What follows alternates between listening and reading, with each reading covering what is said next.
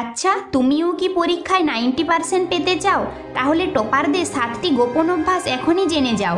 1 number, প্রতিদিন 30 minute revision করো। পদ্ধতিটি ছোট কিন্তু ধারাবাহিক রিভিশনেই 90% আসল চাবিকাঠি। 2 নাম্বার, টপাররা সবসময় কোশ্চেন প্যাটার্ন বেস স্টাডি করে, গাইড নয়। আগের বছরের প্রশ্নই তাদের আসল অস্ত্র। 3 নাম্বার, 3 সাবজেক্ট রুল। প্রতিদিন 3টি সাবজেক্ট পড়বে, একটি কঠিন, একটি মাঝারি, একটি সহজ, এতে ব্যালেন্স থাকে। 4 নাম্বার, 30 দিনের ছোট ছোট টার্গেট নাও, যেমন 30 দিনে ক্ষুদ্র সিলেবাস শেষ করার টার্গেট।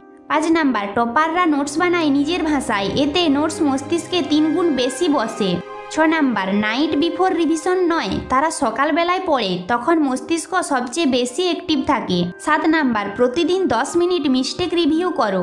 কোন প্রশ্ন ভুল করেছ, কেন ভুল হচ্ছে, এগুলো খুঁজে বার করো। এটাই টপারদের রিয়েল সিক্রেট।